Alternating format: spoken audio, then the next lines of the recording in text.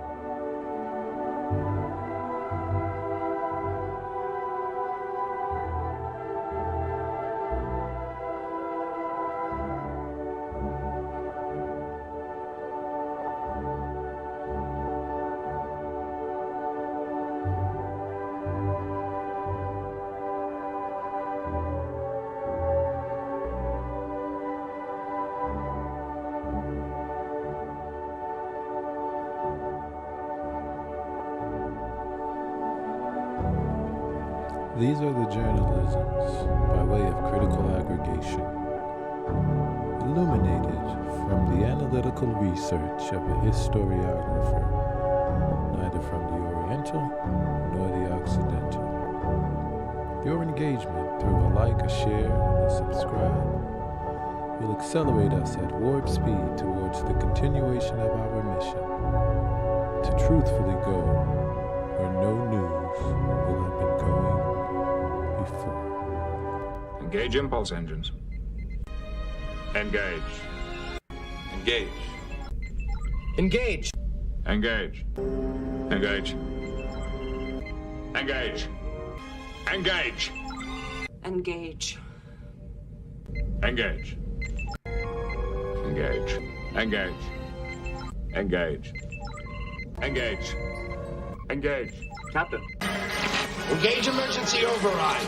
Engage. Engage. Engage. Engage forward shields, 35%. Engage.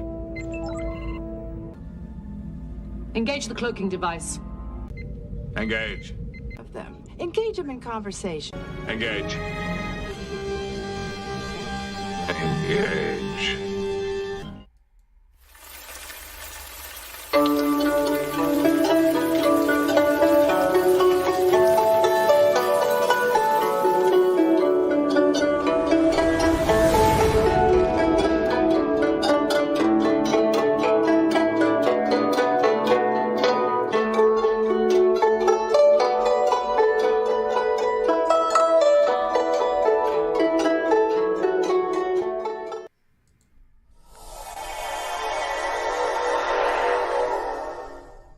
Syria rejoins the Arab League?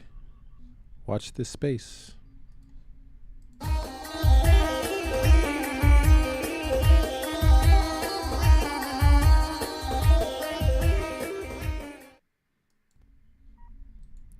Egypt's speaker. Arab lawmakers on visit to Syria meet President Assad. This is from CGTN.com. Egypt's Parliament Speaker Hanafi Jabali headed a Mideast delegation Sunday on visit to Syria and met with President Bashar Assad. Jabali, upon his arrival at Damascus International Airport, said the visit is to show support to Syria's leadership, government, and people in the aftermath of the earthquake in early February. It's the first visit from a senior Egyptian official to Syria since 2011. Syria was suspended from its Arab League membership in November 2011, following the eruption of the Syrian crisis in March of the same year. At that time, many Arab countries cut ties with Syrian government over its conduct in dealing with protesters.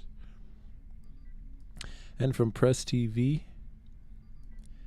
Arab parliament speakers in Damascus amid efforts to reinstate Syria to Arab League. A number of Arab parliament speakers and senior legislators have arrived in Damascus amid attempts by certain countries, above all Iraq, to restore Syria's membership in the Arab League more than a decade after it was suspended from the 22-member bloc. The high-profile lawmakers landed at Damascus International Airport on Sunday and were officially received by Speaker of the People's Assembly of Syria, Hamouda Sabag. The atmosphere at the 34th Conference of the Arab International or Interparliamentary Union in the Iraqi capital city of Baghdad was very positive. It focused on unity among all Arab countries and underlined the need for Syria's return to the Arab diplomatic fold, Sabag told reporters. He added that the visit also stresses the fact that Syria lies at the heart of any joint Arab action to confront current challenges and crises. Calls to reinstate Syria to the Arab League are once again renewed after it had been suspended from the League following the start of the country's foreign-sponsored conflict in 2011. For his part, Speaker of Egypt's House of Representatives Hanafi el-Jabali, we're here in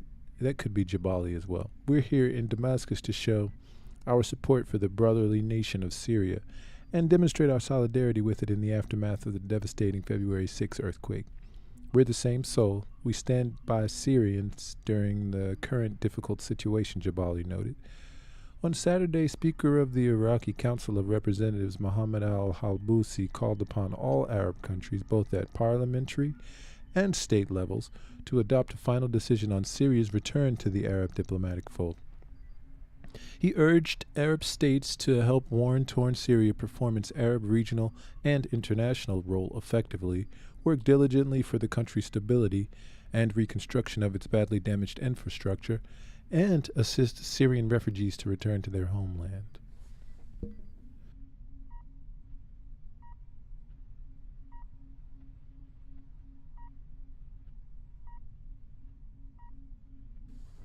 Syria is facing a difficult situation in the aftermath of February 6th devastating earthquake, which claimed thousands of lives and caused severe damage to public and private properties. We should all assume our responsibilities and help Syria overcome the repercussions of the crisis, Halbousi noted. Jordanian Minister of Foreign Affairs and Expatriates Aman Safadi also described it as necessary for Syria to return to the Arab League. Syria represents the history, glory, civilization of the Arab world. Its sufferings have been exacerbated after the terrible earthquake disaster. This requires us to send more humanitarian aid to noble Syrians. We want Syria to act as an active and effective member of the Arab League in its decision-making, Safadi said. The Arab League suspended Syria's membership in November 2011, citing an alleged crackdown by Damascus on opposition protests. Syria has denounced the move as illegal and a violation of the organization's charter. Syria was one of the 6 founding members of the Arab League in 1945. And in recent months, an increasing number of countries and political parties have called for the reversal of its suspension from the Arab League. Meanwhile, Syria's ambassador to Oman says the Joint Economic and Trade Commission between the two countries will resume its activities in the near future. Idris Maya said in a television interview that the 6th session of Oman-Syria Joint Economic Commission will be held later this year in Muscat. The meeting will focus on exploring available channels for further advancement of bilateral trade relations, he said. The last time the Syria-Oman Joint Economic Commission convened was in Damascus in 2010. It stopped its official activities following the outbreak of Syria conflict. Exchanges of economic, cultural, and political delegations between the two countries, however, continued afterwards, Maya noted.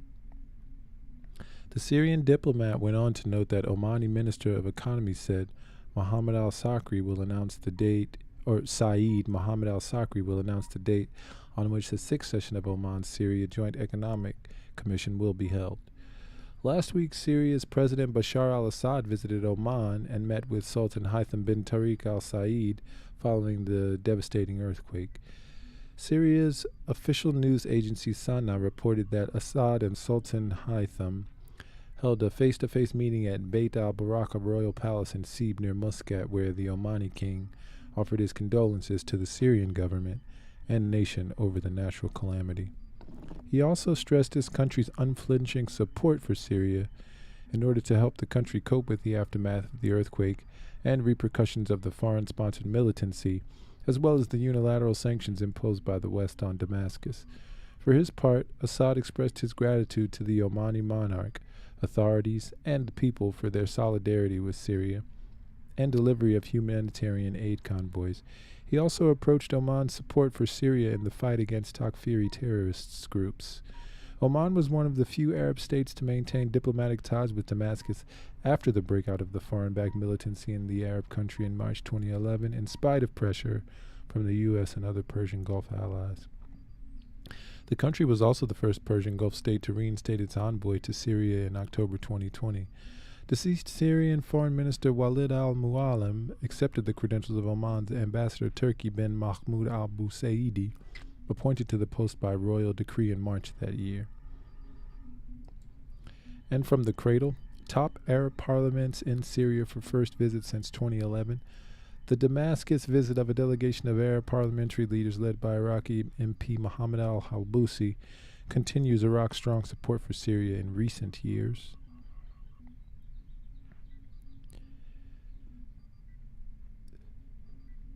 The president of the Iraqi parliament, Mohammed al-Halbousi, led a delegation of the Union of Arab Parliaments to Syria, along with a number of other Arab parliamentary leaders, to express support for the Syrian people, RT reported on 26 February. This marks the first visit since 2011 when Syria was suspended from the Arab League in Cairo under allegations of human rights abuses during crackdowns on protests. The parliamentary leaders who were participating in the 34th Union of Arab Parliaments conference in Baghdad began arriving at the Damascus airport on Sunday. Iraqi MP Halbusi announced the formation of the delegation yesterday at the conference. During his speech at the conference, Halbusi called for all Arab countries to adopt a lasting decision to return Syria to the Arab fold, to play their Arab and regional and international role effectively to work seriously for Syria's stability and the rehabilitation of its infrastructure and for the return of the Syrian refugees to their homeland. Halbusi said in a statement that Syria has, in recent days, experienced difficult circumstances due to the destructive earthquake that caused massive damage and loss of life and wealth. And this obligates us all to continue to provide support and assistance to mitigate the repercussions of the crisis and its difficult effects. Mohammed al-Halbusi is a Sunni politician from the town of Garma in Anbar province, where he also served a term as governor in 2017. Halbusi's efforts to end Syria's international isolation continues Baghdad's strong support for Damascus in recent years, including during the Syrian government's effort to defeat the foreign-backed Salafist insurgency, which included various al-Qaeda-affiliated groups between 2011 and 2018. This support resulted in strong criticism of the Iraqi government by regional and international powers. In September 2012, prominent Saudi journalist and general manager of state-owned Al Arabiya Abdul Rahman al-Rashid complained of then Prime Minister Nouri al-Maliki's umbilical attachment to Syria, explaining that there's no mystery behind the Syrian government's survival because Iraq, led by Maliki's pro-Iran Dawa party, was supplying the Syrian government with financial support, fuel, and safe land crossings, as well as an air corridor for Iranian planes to bring in the supplies to support the Syrian army. The Financial Times later reported that then Saudi Foreign Minister Prince Saud al-Faisal had acknowledged to U.S. Secretary of State John Kerry after the fall of Mosul in 2014 that Saudi Arabia had been supporting ISIS to counter Washington's support for Maliki's Dawa party. By 2014, officials in President Barack Obama's White House also turned against Maliki and Dawa, however, in part due to their support for the Syrian government. A Rand Corporation study noted that the U.S.-Iraqi relationship had become strained because of the willingness of the Maliki government to facilitate Iranian support to the Assad regime despite significant American opposition. With ISIS threatening to take Baghdad after Mosul fell, the Obama administration refused to provide military help to the Iraqi government to stave off the extremist group's advances. Obama's foreign policy advisor Philip Gordon explained that the president was clear he didn't want to launch that campaign until there was something to defend, and that wasn't Maliki.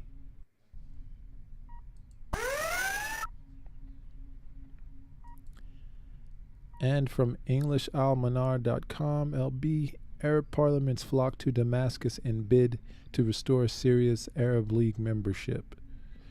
A multitude of distinguished heads of parliament and delegations have descended upon Damascus International Airport on Sunday to declare their unwavering support to Syria and to demonstrate solidarity with its people amidst their arduous trials. Syrian President Bashar al-Assad welcomed the delegation from the Arab Interparliamentary Union, highlighting the significance of their visit to Syria amid difficult circumstances.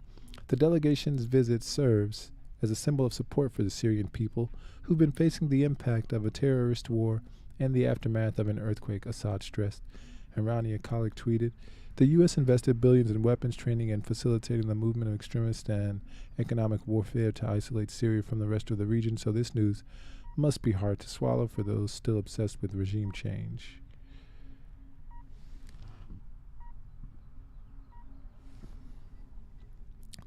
During the visit, the Emirati delegation, including its leader, expressed their support for the Syrian people who've endured the consequences of the destructive earthquake, warfare, and blockade. They convened the Emirati people's affection, or they conveyed the Emirati people's affection for Syria and their solidarity with its citizens. President al-Assad acknowledged the United Arab Emirates' stance and its valuable support for the Syrian people during this challenging period. He specifically mentioned their aid in the form of rescue teams and essential equipment, which have been instrumental in the rescue and relief efforts. At the recently held 34th Conference of Arab Parliamentary Union in Baghdad, Interparliamentary Union in Baghdad, a decision was made to dispatch a high-level delegation of parliamentary heads to visit Syria and reaffirm their solidarity with it. The Speaker of the People's Assembly, Hamoud Sabag, expounded on the favorable atmosphere of the Arab Interparliamentary Union Conference in Baghdad, where the collective stance of all Arab countries towards the vital necessity for Syria's return to its Arab surroundings was prominently featured. Sabag conveyed Syria's profound gratitude to all the delegations that have arrived in Damascus to demonstrate their steadfast support. Syrian parliament gathers Arabs. Sabag extended a warm welcome to the speakers of parliaments and heads of parliamentary delegations. During a session of the People's Assembly, the president of the Arab Interparliamentary Union and speaker of the Iraqi Council of Representatives, Mohammed al-Halbusi, emphasized their visit to Damascus as a symbol of support for Syria in overcoming its challenges. He added that Syria is an integral part of the Arab environment and expressed his hope that it would soon return to its rightful place among its fellow Arab nations. Similarly, the president of the Palestinian Nation Council, or the Palestinian National Council, Rawi Fatu, stated that the visit signifies the return of the Arab nation to Syria, which he described as the beating heart of Arabism. Other speakers, including Ahmad Safadi, the Speaker of the Jordanian Parliament, and Dr. Hanafi Ali Jabali, the Speaker of Egypt's Parliament, expressed their support for the Syrian people and affirmed their deep-rooted ties with Syria. And watch this space. Remember that your engagement in the form of a like, a share, and or a subscribe will propel us at warp speed towards the continuation of our mission. And our mission is to truthfully go where no news will have been gone before.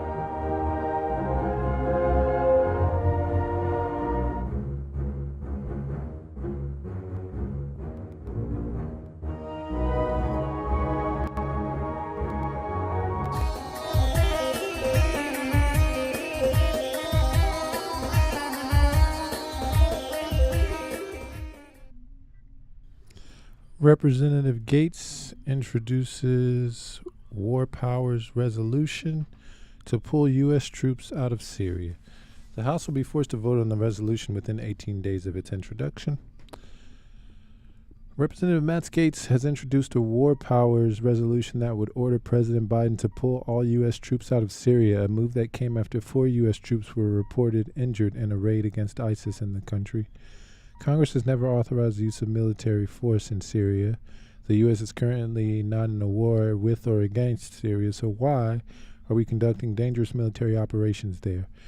President Biden, we must remove all U.S. armed forces from Syria. America first means actually putting the people of our country first, not the interests of the military-industrial complex, Gates said in a statement on the resolution. He said the purpose of the resolution was to see where Congress stands on the U.S. military presence in Syria. According to a press release from Gates' office, the War Powers Resolution is privileged, meaning the House will be forced to vote on it within 18 days of its introduction. The press release said he filed the resolution on Tuesday. Since the invasion of Ukraine, we seem to have turned our attention away from some of America's entanglement in Syria, and the purpose of my legislation is to force members of Congress to vote on record regarding whether they think we ought to continue this war in Syria. And here is, this is Aaron Mate on Jimmy Dore on the map. Mate sitting in for Jimmy Dore here with Americans comedian Kurt Metzger and the miserable liberal Steph Zamorano. And here is some recent news from CENTCOM, that's the U.S. Central Command. ISIS senior leader killed and 4 U.S. service members wounded in helicopter raid in northeastern Syria. Because, oh yeah, guess what? We have a U.S. occupation force occupying 1/3 of Syria. We never talk about it, but it's happening. And here, 4 U.S. service members just got wounded in a raid. And the reason we don't talk about it is because our media pretty much never reports it, except for on this occasion. This is back in 2018. Look at the headline from the Washington Post. America's hidden war in Syria. U.S. troops will now stay in Syria indefinitely, controlling 1/3 of the country and facing peril on many fronts. That's 2018. Oh, well, I'll give you guys that. What? Trump. That's the answer to the war in Syria. So like this headline says, there is a hidden war in Syria, and it's hidden because our media pretty much refuses to cover it. And now the U.S. is occupying 1/3 of Syria. And that region, as you can hear about on shows like the Jimmy Dore Show and read about at the Gray Zone, that region of Syria happens to have Syria's most valuable wheat and oil resources, and that's why the U.S. is there. You know, we're not keeping it and selling it. It's just to hurt them. Exactly. It's not. There's not enough oil. Like, they don't really sell their oil, I guess, right? They sell it to fund their proxies, like the Kurds. But yes, the main goal is to hurt the rest of Syria, to keep it poor and divided, because Syria, as we'll talk about, was the site of a dirty war where the U.S. armed sectarian death squads, and the U.S. didn't win. They succeeded in leaving a lot of Syria in ruins, but they didn't overthrow the government. You're welcome, Syria. You're welcome, Syria. Now you get, as your reward, you get a U.S. military occupation stealing what it can from you. And you should probably pay us a little bit for that. That's not cheap. So here is now a new announcement from Congressmember Matt Gaetz. He's a Republican, and he says this: what are we trying to win in Syria? If Biden has a plan worthy of risking American lives, he should tell it to Congress. I haven't heard one. And he's saying that because he's introduced a measure to withdraw all U.S. forces from Syria. And once it gets introduced, there has to be a vote in the coming days. So this is his new initiative to get a U.S. withdrawal from Syria. And this is what Matt Gaetz says. He says the U.S. Constitution gives Congress the sole power to declare war.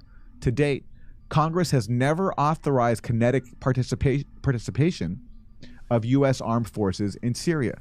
Additionally, pursuant to Section 5C of the War Powers Resolution, Congressmember Gaetz' War Powers Resolution mandates the removal of U.S. armed forces from Syria no later than 15 days after the date of the resolution's adoption. So he wants a vote now to get U.S. troops out of Syria now.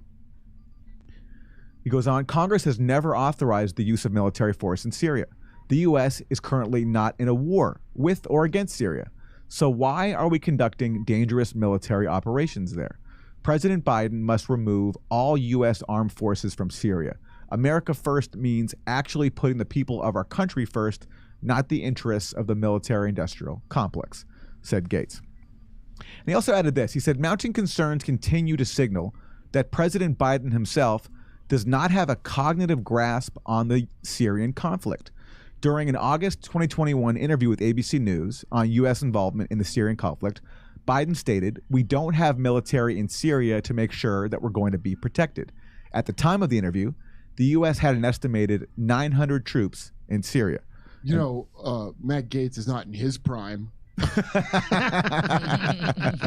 Well, this is what Matt Gaetz is referring to. This is Biden back in August 2021. How about the threat to the United States? Most intelligence analysis has predicted that al-Qaeda would come back 18 to 24 months after a withdrawal of American troops. Is that analysis now being revised? Could it be sooner? It could be, but George, look, here's the deal. Al-Qaeda, ISIS, they metastasize. There's a significantly greater threat to the United States from Syria. There's a significant greater threat from East Africa. There's significant greater... Is that because we work with them in Syria? They're our pals now, man. Good guys. You see Rambo 3? Are glaringly obvious. Get a knife. We're going to hear Biden admit that later on, that the U.S. and its allies do work with al-Qaeda in Syria. ...a threat to other places in the world than it is from the mountains of Afghanistan. And we have maintained the ability to have an over-the-horizon capability to take them out. We don't have a military in Syria to make sure that we're going to be protected. And you're confident? So he already said that we don't have a military in Syria to make sure that we're protected. Now, you can interpret that many ways. The way Matt Gaetz interpreted it is that that Biden doesn't seem to be aware that the U.S. has a military occupation inside Syria. But is that just Biden lying? Who knows what's going on in Biden's He really is the perfect president. We're going to have that in Afghanistan? Yeah, I'm confident we're going to have the over-horizon capability, yes.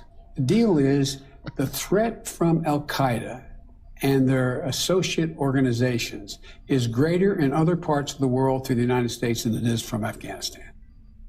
All right, so keep that clip in mind, because we're going to hear Biden explain shortly why there is a threat from al-Qaeda in Syria, which he acknowledged accidentally a few years ago. Here's more from Josh Landis. He is a scholar at the University of Oklahoma, a specialist in Syria, and he's talking about Matt Gaetz's announcement of a resolution to withdraw U.S. troops from Syria. Landis quotes Gaetz, "If Joe Biden wants to keep U.S. troops in the Syrian conflict, he should have to explain to us what the goal is and what winning looks like. One of my greatest disappointments in the 118th Congress is that people who I thought were anti-war Democrats seem to be consumed, have been cheerleaders for our armed conflict," Gaetz said. That's Josh Landis quoting Matt Gaetz. And so why is the U.S. in Syria? Well, there's no better authority than U.S. officials themselves. So here is, first of all, Dana Stroul. She is now a senior Pentagon official responsible for the Middle East, including Syria. And back in 2019, when she was the head of a congressional study group, she explained why U.S. troops are in Syria. The United States still had compelling forms of leverage on the table to shape an outcome that was more conducive and protective of U.S. interests. And we identified 4. So the first one was the 1/3 of Syrian territory that was owned via the U.S. military with its local partner, the Syrian Democratic. Hear that? We own 1/3 of Syrian territory via the U.S. military. That's her acknowledging that. We own it because we're occupying it. Forces. Now, this was a light footprint on the U.S. military, only about 1,000 troops over the course of the Syria study groups. Only about 1,000 troops. It's a light footprint for us, so hey. This is just a smug. She sounds like she went to the Victoria Newland School of Statecraft and Baking. And ask yourselves, I mean, did anybody vote for this person to occupy 1/3? Did anybody in Syria vote for her to occupy their country and steal their oil? Yeah. She made Newland cookies. Report and unpack that for a second. Let's try and de-emotionalize this for a second. Let's try and intellectualize this for a second. Let's try and rationalize this for a second. Then the tens of thousands of forces, both Kurdish and Arab, under the Syrian Democratic Forces. And that 1/3 of Syria is the resource-rich, it's the economic powerhouse of Syria. So where the hydrocarbons are, which obviously is very much in the public debate here. And so hear that? The hydrocarbons. The hydrocarbons. The 1/3 of Syria, it's the resource-rich portion of Syria that we own because we're occupying it. And she's almost salivating over it because these warmongers, they get meaning in life from occupying foreign countries and stealing their resources. And look how proud she is of this U.S. policy of owning another country's rich region where they have their oil and the evidence. No one can dispute the evidence. We heard the evidence. We saw the evidence. You know what this sounds like? You know, like with a stereotype lady at the office who runs like the Secret Santa, except it's some murders on abroad. Except it's just worldwide conflict. Like, she wants to say oil, but I guess she knows she can't say hydrocarbons. That's what that is, right? Yeah, they know it's not cool to keep saying oil. Oil, yeah. You got to say It's hydrocarbons. Washington these days, as well as the agricultural powerhouse. Agricultural powerhouse. That means wheat. That means the ability for Syria to feed itself is being owned by the U.S. and stolen from them. We argued that it wasn't just about this 1/3 of Syrian territory that the U.S. military and our military presence owned. Again, we own it. We own it because we're there with our military. Both to fight ISIS and also as leverage for affecting the overall political process for the broader Syrian conflict. So there we go. Owning that part of Syria gives us control of the resources, and that gives us leverage, like any good mafia don wants, to bully Syria into doing what it wants. In this case, overthrowing Bashar al-Assad. So that's Danish. It's not to bully Assad, it's to bully the people that live there into having to have revolution because we want it. Exactly right. Well, what's wrong with that? So that's Dana Stroll in 2019. And you hear her laying out the actual reasons for the U.S. occupation of Syria, okay? Fast forward to 2021, when she announced the Biden administration is committed to keeping U.S. troops in Syria. And check out her new explanation for why U.S. troops are there. You're not going to hear her be as honest as she was back in 2019. Your now there's a new inconsistencies are glaringly obvious. rationale for why the U.S. is in Syria. Senator, first of all, one of the key recommendations of the Syria study group was that we should retain our U.S. military presence in northeast Syria, both because ISIS is not defeated, because we made commitments to the Syrian Democratic Forces. You piece of shit. Well, she looks a lot better, though. Can I give her credit? She looks like she's been taking care of herself a little more. So ISIS is not defeated, and we have to be there for our Kurdish partners, which means our proxies, the people we're using to weaken Syria. So now the rationale has changed. We have to be there to defeat ISIS. Wow. You know, evil looks good on her. Victoria Nuland blows her right up being evil. This one, she's getting better. That they continue to fight ISIS, but cannot do that without our support, training, and advice. And because there are tens of thousands of ISIS... They need our support and training, our advice. The Kurds do. That's why we have to be there. Your inconsistencies are glaringly obvious. Detainees still under SDF custody, as well as families of ISIS fighters at the Al-Hol IDP camp. We provide, through security cooperation authorities and funding, support and training so that there's a humane and humanitarian approach to the families and children while we facilitate relocation to the countries of origin of those foreign fighters and facilitate long-term solutions to the Syrian and Iraqi detainees. So first of all, for retaining U.S. military presence, the Biden administration is committed to retaining U.S. military presence in northeast Syria. So you hear that? The rationale is now completely changed. In 2019, when she's the head of a congressional study group, she's openly acknowledging that we're there to steal their oil and their resources because that gives us leverage because we own 1/3 of Syria, and that means we can help dictate who gets to rule Syria. Now in 2021, she's back serving under Biden, and now it's, we have to help our partners and take care of the prisoners that are there and fight ISIS. Wait, okay? She said to help the ISIS families? Yeah, because there are detainees. There are, because the U.S. Helped ISIS spread inside Syria. And we're going to get to that. But basically, ISIS came into Syria from Iraq because of the Iraq. That is what she's saying. But look, another person who admitted the actual reason why the U.S. was in Syria is not just Dana Stroll back in 2019. It's also this guy, Donald Trump, back when he kept U.S. troops in Syria. This is what he said. We've secured the oil, and therefore a small number of U.S. troops will remain in the area where they have the oil. And we're going to be protecting it, and we'll be deciding what we're going to do with it in the future. What now? Here's the difference between an idiot like Trump and a great woman like Stroll or whatever her name is. He didn't say hydrocarbon. That's why he's not fit to be president. He doesn't know how to say hydrocarbon. We're there it's to not take hard. We're there to take the hydrocarbons. Doesn't have the ring to it. We're there to take the oil. Steal the terrific hydrocarbons. And meanwhile, we're not doing that, right? Like, we're not selling their hydrocarbons. It's just to hurt them. We're not profiting from that. But this is a good example of how U.S. officials are more honest than U.S. media stenographers. Because the New York Times, check out this recent article in the New York Times. This is how every time they talk about why the U.S. is in Syria, this is what they'll say. They won't Your quote inconsistencies are glaringly obvious. actual U.S. officials like Dana Stroll and Donald Trump saying we're there for leverage and to steal their oil.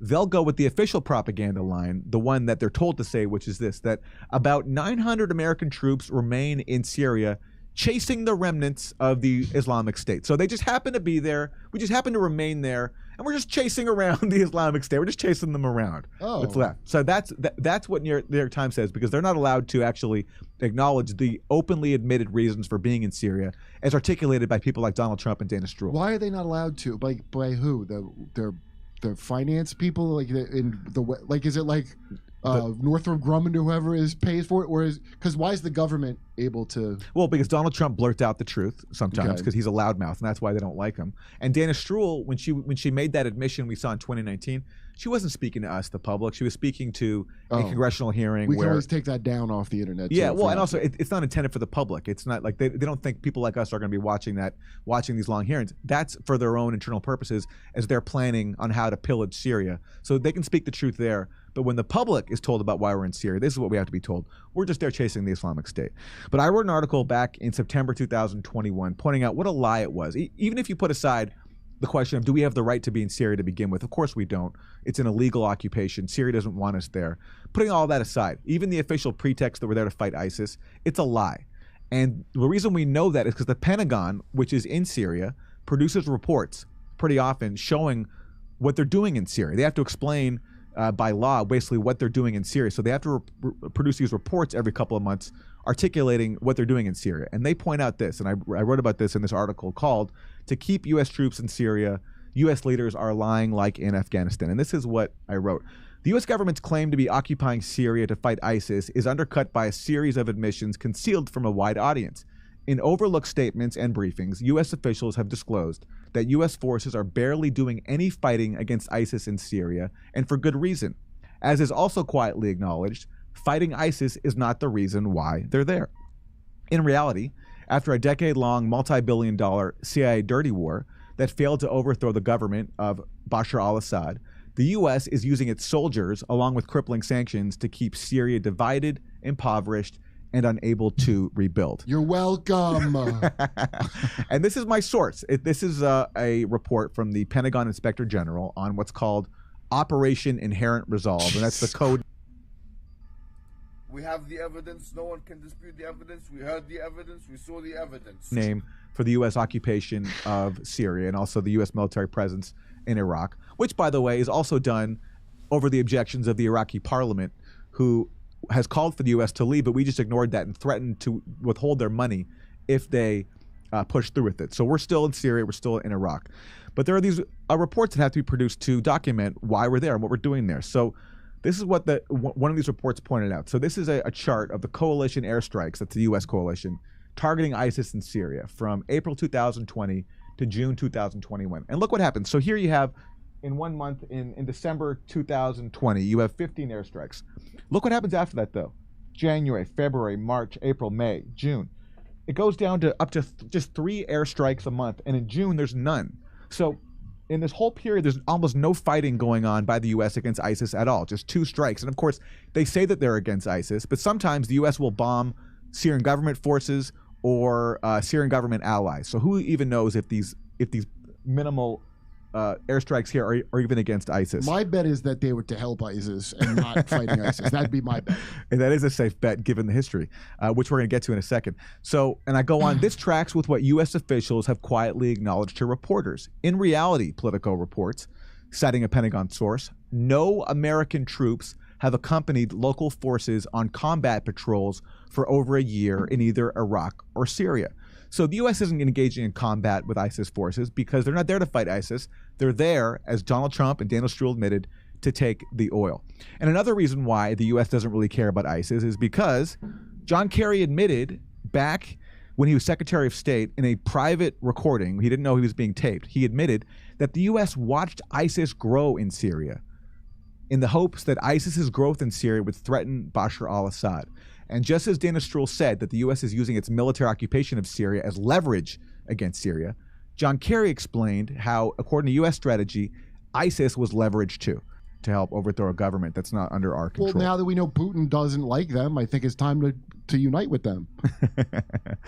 And so remember before how Joe Biden said that the big threat to the U.S. from al-Qaeda is in Syria, not in Afghanistan anymore?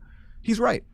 What he left out, though, was the key role of the U.S. and its allies in creating that al-Qaeda safe haven inside of Syria and letting al-Qaeda grow inside of Syria.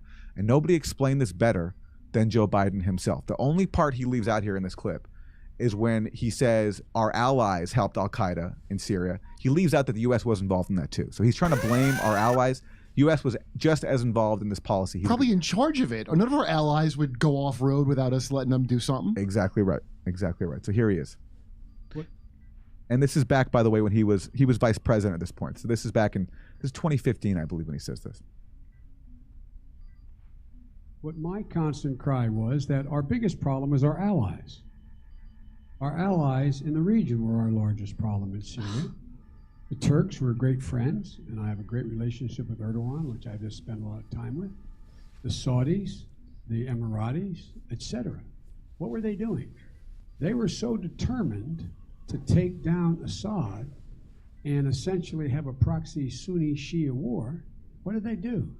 They poured hundreds of millions of dollars and thousands of tons of weapons into anyone who would fight against Assad, except that the people who were being supplied were al-Nusra and al-Qaeda and the extremist elements of jihadis coming from other parts of the world. So during this whole period, the Obama administration was claiming we're supporting moderate rebels. And here's Joe Biden blurting out the truth that moderate rebels don't exist, that actually the moderate rebels were al-Qaeda and ISIS and their allies. You know, I told you that guy was getting driven here one time, one of my Lyft drivers who's from Syria. He was Armenian. He explained the whole thing there to me. And he goes, no, we all liked Assad. That, the Alawite minority, yeah. He goes, they're just the strongest tribe. And if it wasn't for him, he'd have slaughtered all the Christians. Everybody who's not an ISIS Muslim would have been killed if not for Assad. And it was amazing to hear. I never heard anybody from there tell me anything about it. And that's who the U.S. was supporting, is people who wanted to wipe out religious minorities. I told him he was Syria. welcome. Yeah. And from Big News Network, U.S. lawmakers demand Syria troop withdrawal. American forces continue to occupy the country's oil-rich northeast, where they've been accused of stealing oil and other resources. Republican Congressman Matt Gaetz has introduced a war powers resolution seeking to end U.S. military action in Syria, arguing Congress has never authorized the nearly decade-long occupation. Unveiled on Wednesday, the legislation would direct President Joe Biden to remove all U.S. forces from Syria no later than 15 days after the bill is adopted. Gaetz, the resolution sponsor, cited a recent raid in Syria which left several servicemen wounded, questioning why American troops are still in the country. Congress has never authorized the use of military force in Syria. And Gaetz went on to state that the 80-year-old Biden does not have a cognitive grasp of the Syrian conflict, pointing to an August 2021 interview with ABC News in which the president appeared to suggest there were no U.S. troops in Syria. Washington has kept around 900 soldiers there for several years, including at the time of the interview.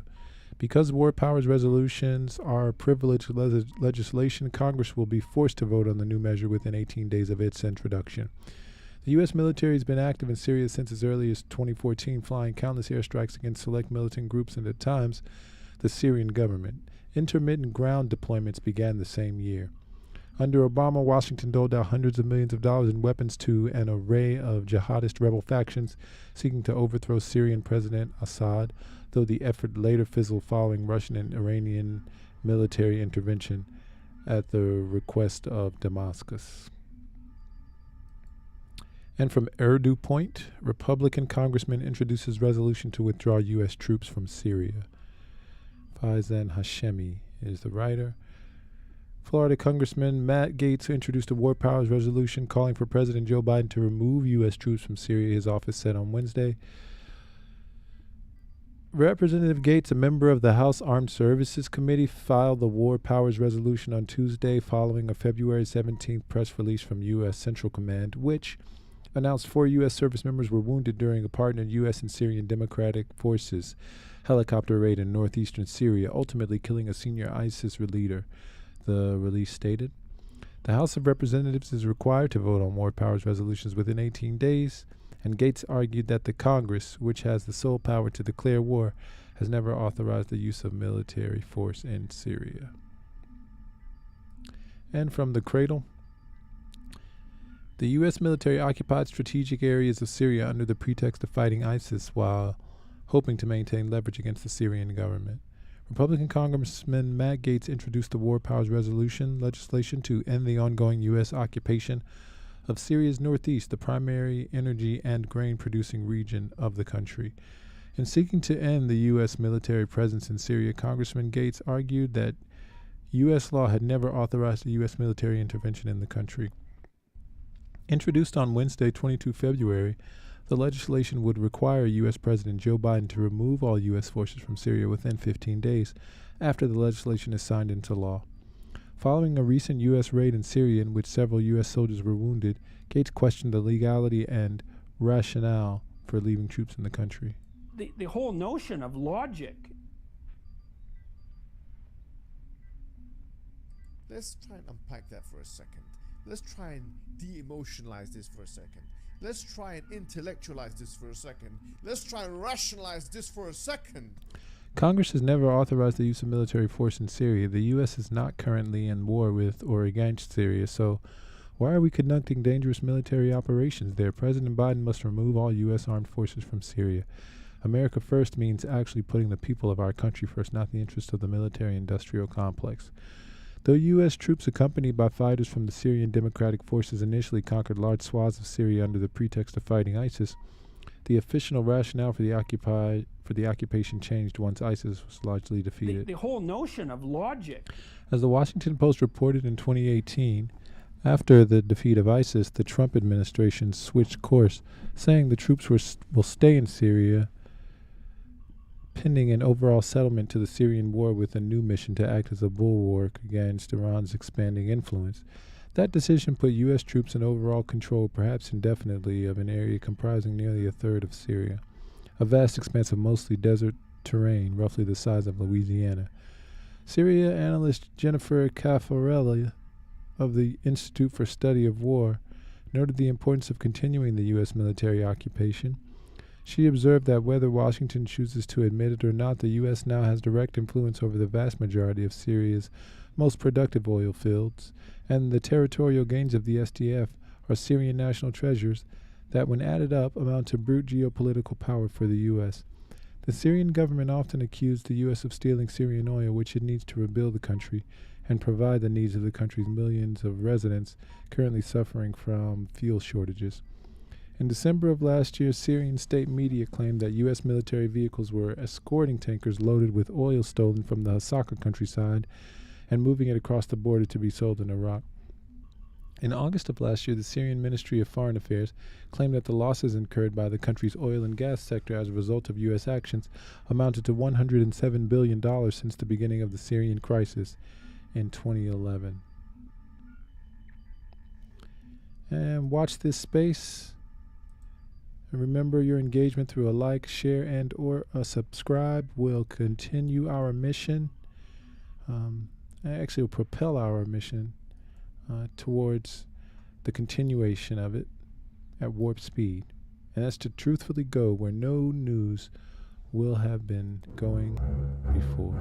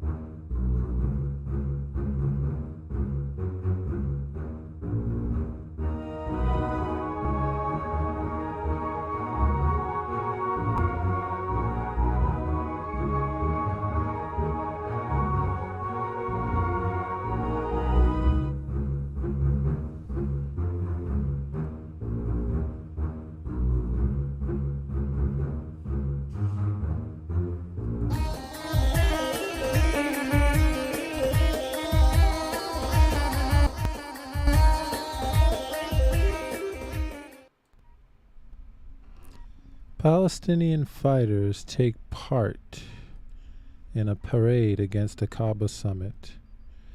Masked Palestinian fighters of the Democratic Front for the Liberation of Palestine take part in a parade in Rafah town in the southern Gaza Strip on Sunday, February 26, 2023, in support of the West Bank and Palestinians in Israeli jails and against the Palestinian-Israeli Aqaba summit.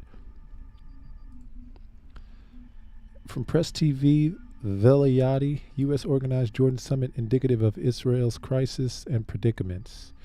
A senior advisor to the leader of the Islamic Revolution, Ayatollah Sayyid al-Khamenei, says the so-called Israeli-Palestinian Security Summit, organized by the White House in the Jordanian resort city of Aqaba, shows the Israeli regime is facing a myriad of crises and predicaments.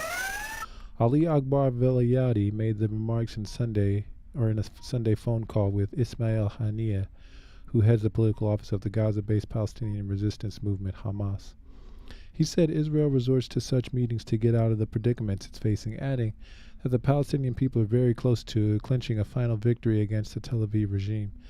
The senior Iranian official emphasized that such meetings would have no impact on the Palestinian nation and their resistance, but would add to the number of Muslim countries, groups, and movements that support Palestine. The Hamas chairman, for his part, said the Palestinian resistance is in a new stage of confrontation with the Zionist occupiers. Commenting on the Palestinian Authority's participation in the Jordan security meeting, Haniyeh emphasized that the general Palestinian stance is against such a meeting. He said the Palestinian Authority does not represent the Palestinian people, adding that the enemy is faced with a strategic crisis and such meetings would fail to save it. Iran supports Islamic Jihad Palestinian resistance, Velayati. In a support phone call with Ziad al-Nakhali, the Secretary General of Palestinian Islamic Jihad movement, Velayati hailed the unity of the Palestinian people in the face of the Zionist occupiers. The Islamic Republic supports the Islamic Jihad movement and the resistance of the Palestinian people, he added. Nakhali, for his part, reiterated the Palestinian nation's determination to continue fighting and confronting the Israel's regime's forces. He added that the courage of the Palestinian fighters and the nation's support for them prove the invincibility of the Palestinian nation. He emphasized that the Palestinians will continue to resist until the liberation of the Al-Quds and the entire Palestinian territory. Nakhali also expressed the resistance front's opposition to the Jordan meeting.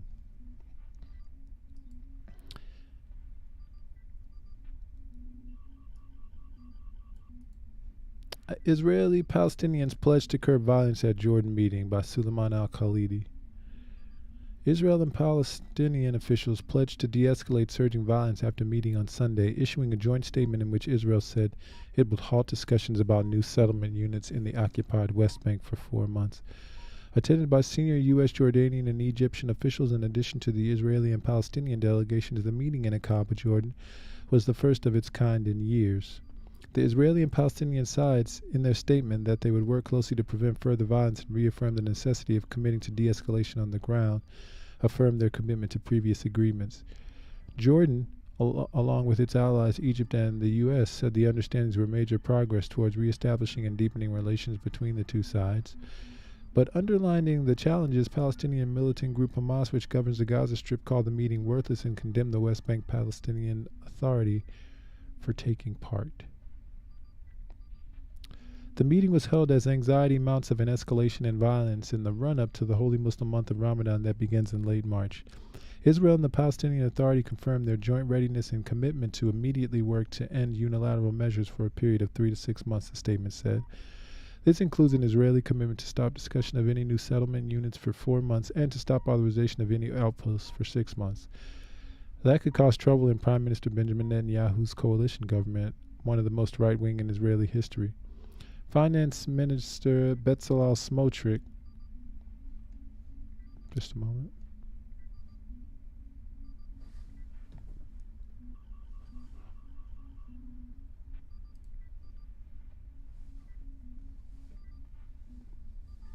Finance Minister Bezalel Smotrich, who also has responsibilities over Jewish settlements in the West Bank, quickly said he would not abide by any such agreement.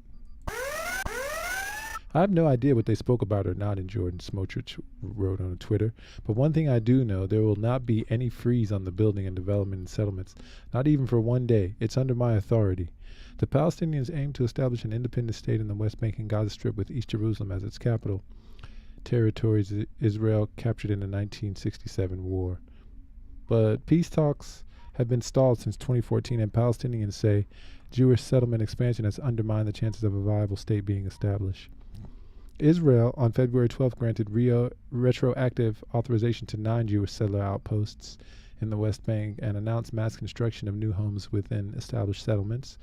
A senior official said there'd be no change to the previous decision regarding authorization of these outposts and 9,500 housing units. Netanyahu seemed to downplay any commitment, saying Israel would continue settlement building along previous plans and saying there will not be any freeze. The UN Security Council issued a formal statement on February 20th denouncing Israel's plan to expand settlements on occupied Palestinian territory. The first action in the U.S. has allowed the body to take against its ally, Israel, in 6 years. U.S. President Joe Biden thanked Jordan's King Abdullah for convening the historic gathering. U.S. Nation Security Advisor Jake Sullivan said in a statement, "We recognize that this meeting was a starting point and that there's much work to do over the coming weeks and months to build a stable and prosperous future for Israelis and Palestinians alike. Implementation will be critical," he said. The participants will meet again in March in Sharm el-Sheikh, Egypt. They agreed to maintain positive momentum and expand this agreement towards wider political processes, or a wider political process leading to a just and lasting peace, their statement said. Hamas official Sami Abu Zuri said the meeting would not change anything. It will not succeed to prevent our people from defending themselves and confronting the crimes conducted by the government of the occupation, he told Reuters. In the latest violence, a Palestinian gunman killed 2 Jewish settlers in their car in the West Bank on Sunday. Israeli officials said there was no immediate claim of responsibility. Hamas said it was a natural response to a crime conducted by the occupation, the last of which was a massacre in Nablus, where 11 Palestinians were killed, 6 gunmen and 5 civilians, in an Israeli raid on February 23rd. In previous years, clashes have erupted between Israeli police and Palestinians around Jerusalem's Al-Aqsa Mosque at the height of the Ramadan fasting month that coincided with Judean Passover and Christian Easter. A Jordanian official warned of a very difficult dynamic on the ground with escalation happening ahead of Ramadan and Passover. Jerusalem is holy to all 3 faiths. Jordan's Hashemite royal family is the custodian of Muslim and Christian holy sites in East Jerusalem. Several Palestinian factions from armed groups within mainstream Fatah to Islamist Hamas and Islamic Jihad urged the PA to withdraw from the meeting, calling it a U.S.-led plot against Palestinian aspirations.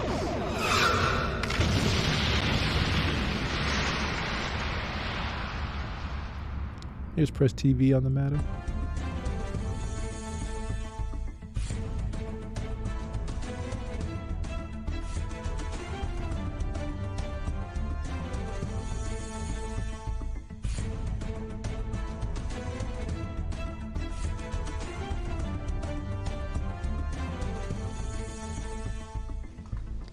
Hello and welcome to Press TV Spotlight. I'm Marzia Hashimi. Thanks so much for being with us.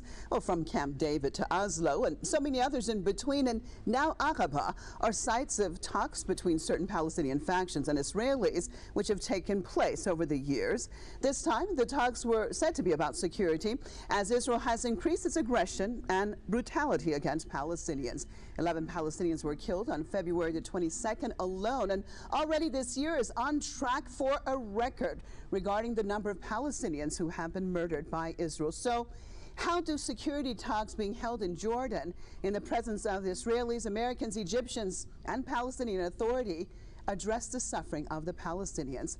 The majority of Palestinians have said no to talks, and that resistance is the only way forward. Stay with us as we take a look at all of this on this Spotlight. I'd like to welcome my guests now to the program. Mike Pillette, author and human rights activist out of Washington, D.C.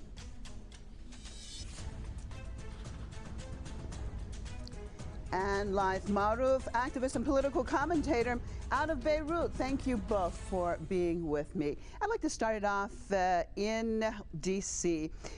Miko, why do you think that the U.S. wanted Jordan to host this meeting at this time? Well, thanks for having me. Well, they've got to maintain this appearance that they're trying to do something. They want to maintain this appearance that the United States is some kind of an honest broker. They want to maintain the appearance that it's just a matter of getting together and negotiating, and of course, none of that is true. As you know, nice as it may be for all of them to meet in Jordan, in Aqaba or wherever, that's not the issue. The issue is not that there's some misunderstanding. The issue is not that there needs to be some kind of a brokering, some kind of an arrangement with security issues. We're talking about a massive assault by a new Israeli government that is made of zealots, that is going to take on the Palestinian prisoners, decided to take on Jerusalem, is cracking down on Palestinians all around Jerusalem.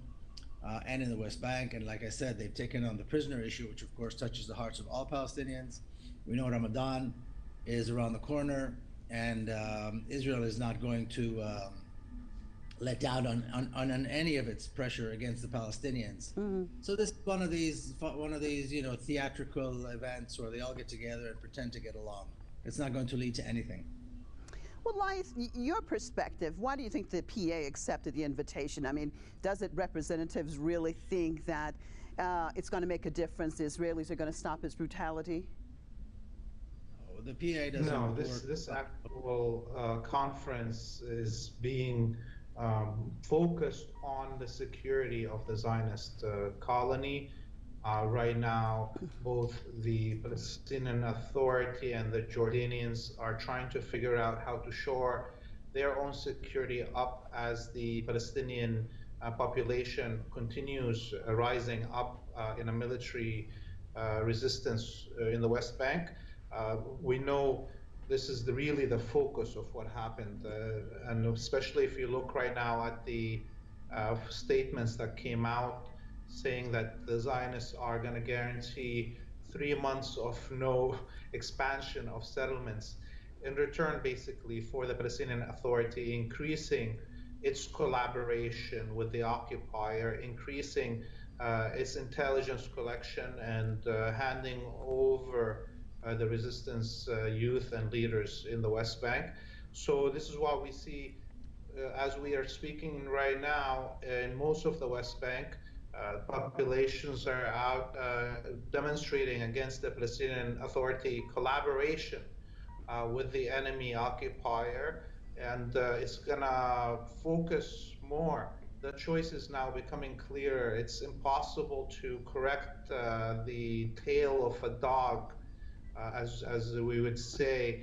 The Palestinian Authority, from its foundation, is a collaborative regime, mm-hmm. and many Palestinians have bet that they can maybe correct it and bring it to the side of the resistance, but it's impossible under the current leadership. Well, what about that, Miko? Do you think that basically one of the reasons having this meeting at this point in time is to make sure that the PA actually increases their cooperation, that there was perhaps a little fear at one point in time that the PA had said that they were ending their cooperation, security cooperation, briefly. But is that part of it, that, as a matter of fact, because with the increase in Israeli aggression, they also want an increase in this cooperation with the PA to actually stop the resistance?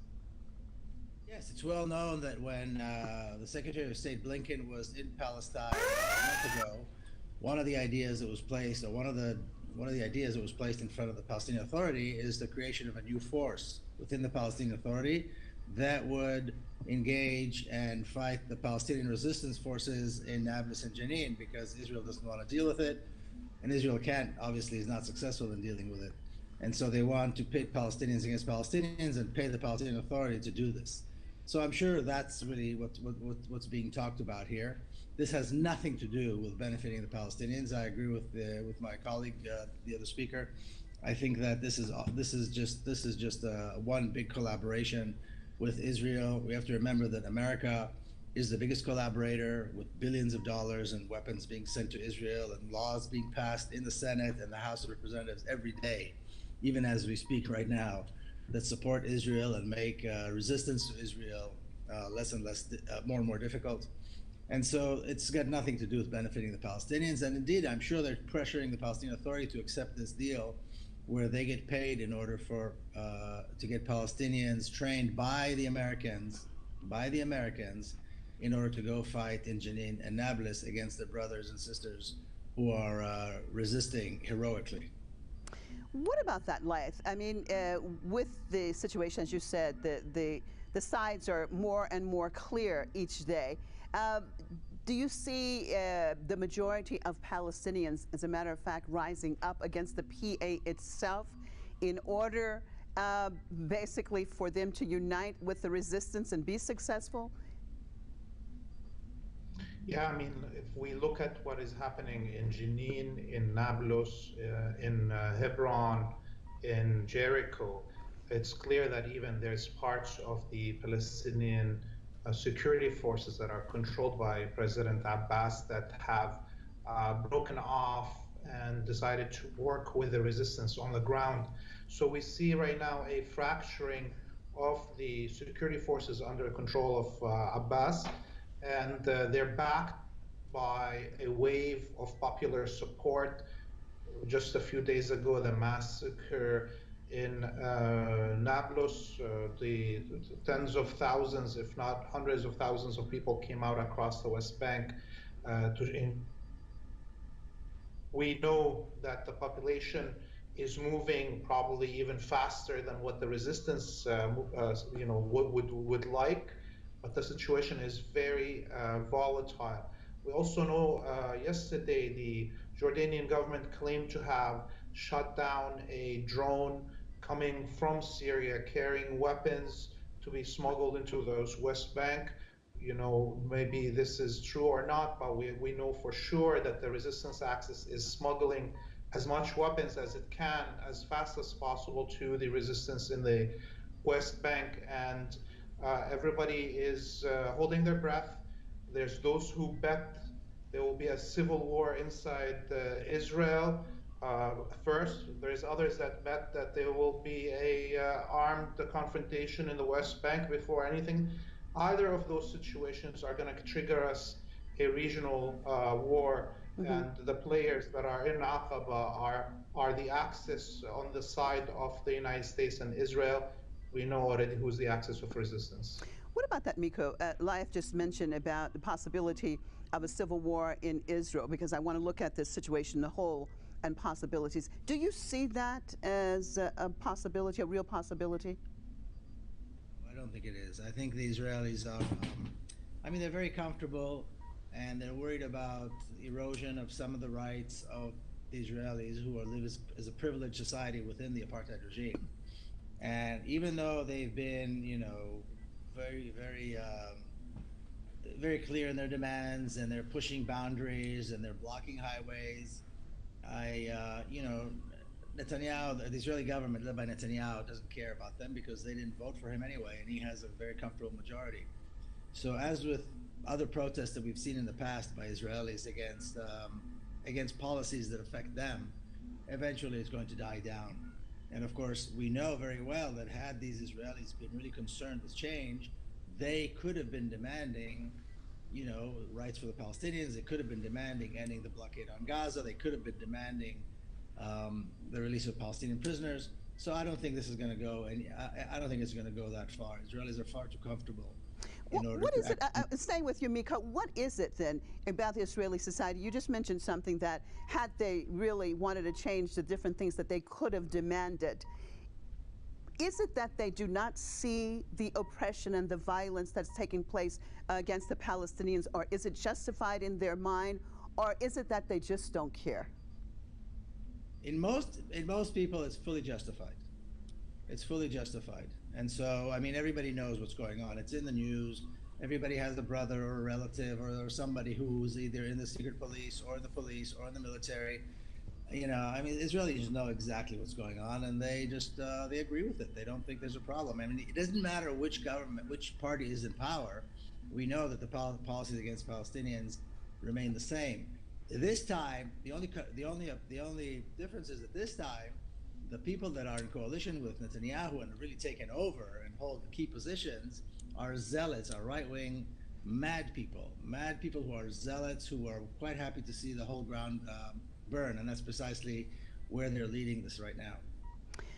Well, Lyeth, with this increased oppression by the Israeli regime, do you think that we're going to see more unity and more of a call by the resistance, and it becoming more adhesive?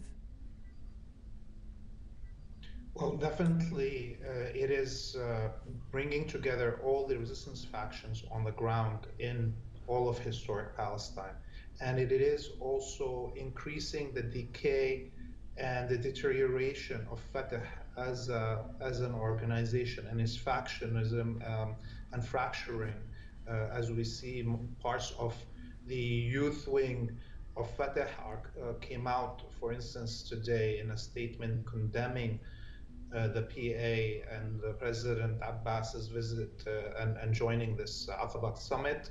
So what is needed, of course, for a full unification of the Palestinian resistance is the liberation of the PLO, the Palestinian Liberation Organization, from current control by Fatah and Mahmoud Abbas.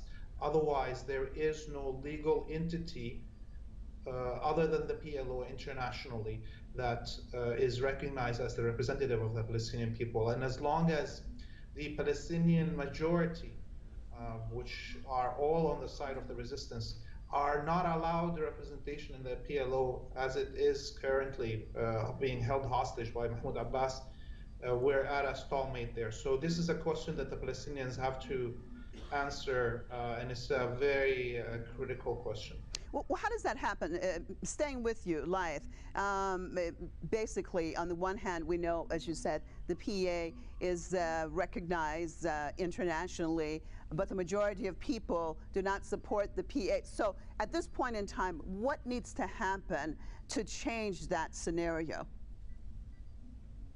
We have to return to the PLO, the Palestinian Liberation Organization, that holds all the political parties, and we have to make sure every Palestinian political party is part of the PLO, and this PLO has basically is different than the Palestinian Authority, which is held hostage by the both Abbas faction and the Oslo in general agreement.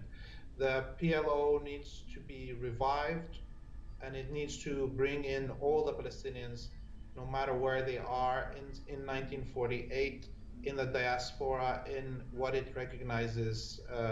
And those structures, by reactivating them and creating a democratic process through them, will strip away the last power centers that Abbas has. Okay. Well, because of the Israelis' continued barbarism, there's a whole new generation of young Palestinians who seem to be adamant in freeing themselves and their people from this apartheid regime. In actuality, do you see the Israeli regime as shooting itself in the foot by this extremism, by this increased violence? Or your assessment of that? Well, it's hard to say at this point, but I think where this is leading is definitely we're about to see. I think we're about to find out, because we have, like I said, they've taken on the prisoner population, and so the prisoner population have already announced a strike that will begin with Ramadan, a general strike, a general hunger strike. They are they're challenging the authority in Jerusalem. They are cracking down on Palestinians living in the Palestinian neighborhoods in Jerusalem and around Jerusalem. And during Passover, which is the Jewish holiday, this year will be right in the middle of Ramadan. And typically during Jewish holidays, there's a lockdown, and so all the Palestinian ghettos within the West Bank are closed. People cannot travel. Well, during Ramadan, people like to come to Jerusalem to pray. So we've got this barrel of gunpowder, and we've got madmen with a match, and we're going to see exactly what happens, and if anybody takes control over this, or I think it's very likely that we're about to see Palestinians come out with an overall intifada from the river to the sea, including all parts of Palestine, a kind of intifada, a kind of uprising, the likes of which we've never seen.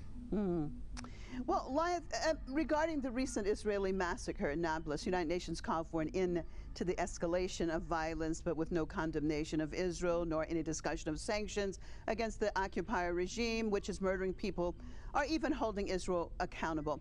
Do you think that that is enough proof that for the majority of Palestinians that they cannot have any expectations of the so-called international community? Well, you know, there's 80 years of proof. Any Palestinian who thinks that there is a possibility of getting their rights through groveling at the feet of the West is clearly delusional, and everybody knows it. You know, you don't have to be a a rocket scientist to see the reality and written on the wall.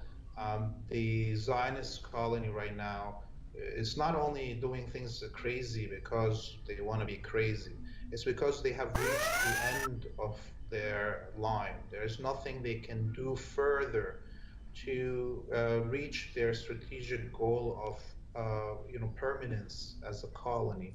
It's impossible. It's that the population, the Palestinian population, is not leaving Palestine, and already they are the majority within the territory between the river and the sea, and therefore the end is written in front of us. So the Zionists right now are having freak outs because the only option they have is total genocide of the Palestinians in the style of the 1800s and 1700 genocides, total genocide. That's the only way they can guarantee the continuity of this colony. So we will be witnessing much suffering and much outrage that we haven't seen before, because that's the only path forward. The Zionists are refusing equality with the Palestinians. They're refusing to leave peacefully. They want to take down the whole region with them as this colony ends. And Miko, your take on that. I mean, do you see that there's any way that Israel would back down, would change its line? Or is it basically they have no choice? As Lyeth said, they've reached a point of no return, and in order to try to remain, they just will increase the brutality and continue with their oppressive line until perhaps there might be an implosion. Your overall assessment of that? Well, no, Israel is plenty strong, and Israel has got plenty of support around the world. You know, it's getting more and more support and normalizing relations in the Arab world. It's normalizing. What is this nothing in you talk Africa, about? It's normalizing relations in different parts of Asia. Even within the Muslim countries and Arab countries that are still maintaining a moral stance and rejecting normalizing with Israel, we can see cracks. And so I think it's very important to strengthen those countries and strengthen those governments that are trying to maintain this moral stance. And so I don't think Israel is in any serious danger in terms of its existence at all. The only thing that might change that is that the international community began to support the Palestinian struggle. And so let's say that an overall general intifada breaks out throughout all of Palestine. Israel has the means to crack down and suppress it. That's not the point. The question is, will the international community begin to impose sanctions? Will the international community do the right thing morally and send their ambassadors out of, the Israeli ambassadors out of their capitals, call back ambassadors to Tel Aviv? In other words, there needs to be an international component for this to really be a major, major collapse of the Zionist state. Otherwise, I don't think we're going to see a real change. Lyeth, 30 seconds. Final comments. Look, definitely there is no such thing as an international community, and the West will never give up on the Zionist colony because it's the most important piece within the imperial order for the maintaining of hegemony over Africa and Asia. When without Israel, there will be no United States. empire anymore.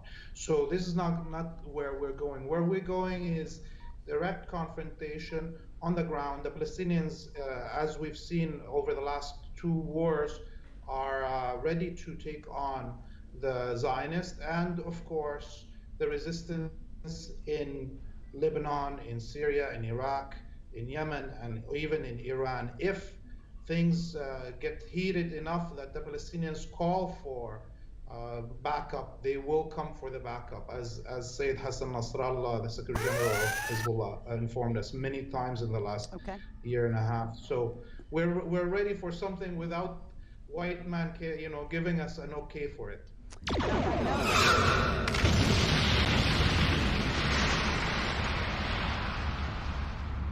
And from I-24, Israel denies agreeing to freeze West Bank construction. A top Israel official has denied reports that the Israeli delegation has agreed to freeze the construction of new West Bank settlements for 4 months at one-day Israeli-Palestinian summit, or Palestinian summit held in Jordan. National Security Advisor Zachi Hanegbi, the most senior Israeli official to participate in the summit in Aqaba, added that Israel will authorize 9 outposts and approve the construction of 9,500 housing units in the West Bank in the coming months. The Palestinian Authority, meanwhile, agreed to consider resuming security coordination with Israel. After thorough and frank discussions that included officials from Egypt as well as the U.S., the Palestinian and Israeli sides have reaffirmed that there's a need to commit to de-escalation on the ground and to prevent further violence, a joint statement after the meeting said. The 2 sides agreed to meet in Egypt in March. The first Israeli-Palestinian summit in years, the political security meeting was convened to try to restore calm after an uptick in deadly violence. However, a Palestinian terrorist murdered 2 young Jewish Israelis in the West Bank just as the summit was held. Yep, and so we'll be back with more news.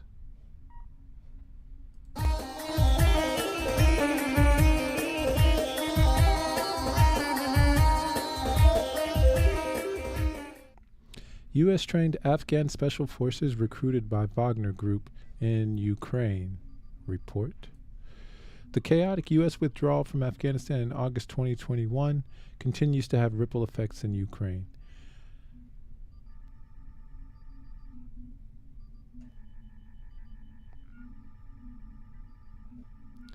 New reports of U.S.-trained Afghan special forces joining the fight in Ukraine, but on the Russian side, are emerging. The Wagner Group, a Russian private military contractor firm that's played a vital role in the battle for the town of Bakhmut in the Donbass region of eastern Ukraine, is recruiting Afghan fighters that U.S. Special Forces spend decades training. Russia and Ukraine have fought bitterly to control Bakhmut, with many soldiers killed on both sides. Despite repeated Ukrainian claims, the now largely depopulated town has any strategic value. However, as the Financial Times reported, after 8 months of combat, Russian forces are close to capturing the city, approaching from 3 directions, leaving Ukraine's main supply line under severe pressure and forcing Kiev to face an agonizing choice over the cost of holding its ground. With relentless shelling and World War I-style trench warfare, Russian forces have captured several towns and villages around Bakhmut in recent weeks, most notably the salt mining town of Soledar, 15 kilometers to the north. Reports emerged early in the war in April 2022 that former Afghan commandos were fighting for pay on the Ukrainian side, but reports of Afghan special forces fighting instead on the Russian side began to emerge in the fall of last year. An AP report from 31 October described how Afghan special forces soldiers who fought alongside U.S. troops during the 2-decade occupation of Afghanistan fled to Iran after the chaotic U.S. withdrawal in August 2021. Russia reportedly then recruited these special forces members to fight in Ukraine. 3 former Afghan generals told the AP that the Russians wished to attract thousands of the former elite Afghan commandos to create a foreign legion, offering $1,500 a month salaries and promises of safe havens for themselves and their families in Iran. They don't want to go fight, but they have no choice, said General Abdul Rauf Argandilwal, due to fears of being forced by the Iranian government to return to Afghanistan. They ask me, give me a solution. What should we do? If we go back to Afghanistan, the Taliban will kill us. The U.S. military left Afghanistan in chaotic fashion in August 2021 following the complete disintegration of the U.S.-trained Afghan army in the face of the Taliban. While exposing the Afghan special forces to the threat of reprisals from the new Taliban government, the U.S. withdrawal simultaneously opened the door to more robust U.S. military support for Ukraine in the war against Russia. In a December 2022 State Department for year-end press conference, U.S. Secretary of State Anthony Blinken explained that if we're still in Afghanistan, it would have, I think, made much more complicated the support that we've been able to give and that others have been able to give Ukraine against Russia. Though fighting between the Ukrainian army and Moscow-backed separatists in the Donetsk and Luhansk provinces in the Donbas region in eastern Ukraine had been steady since 2014, the war escalated in February 2022 when Russia launched what it called a special military operation and invaded Ukraine. Some analysts have argued the White House sought to deliberately provoke the Russian invasion, which, if true, may shed light on Washington's decision to withdraw from Afghanistan 5 months prior. And from thecanary.co, Western-trained Afghan special forces said to be fighting for Putin's Wagner Group. Elite Afghan commandos trained by the West may already be fighting alongside Russian Wagner Group mercenaries against Ukraine, reports claim. Both the mercenary organization and the Afghan commandos have been linked with war crimes and atrocities in the past. This is an example of the unintended consequences of Western imperial tinkering.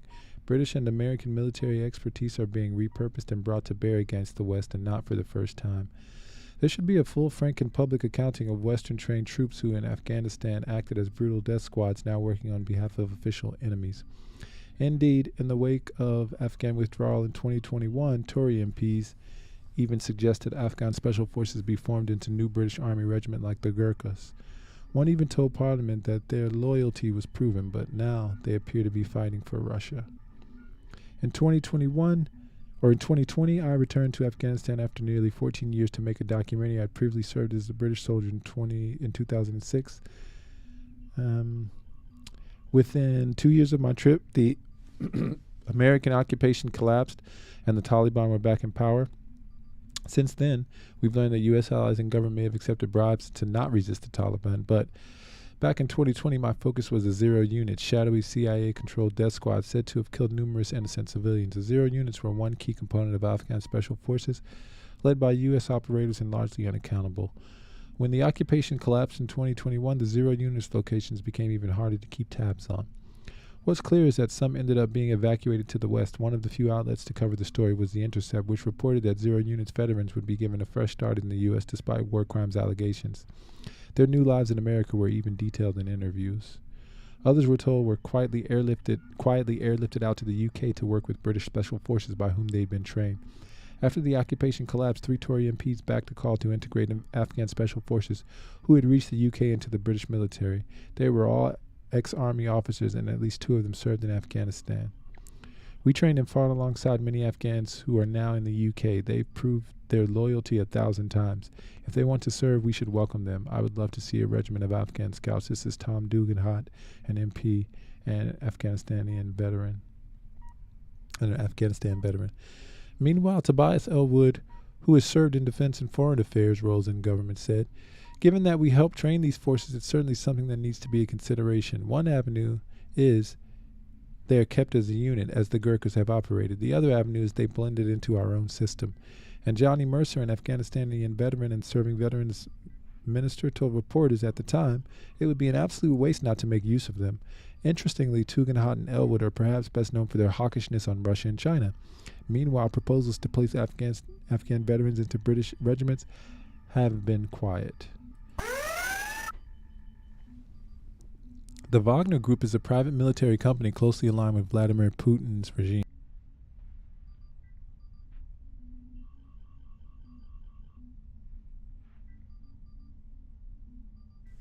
The Wagner Group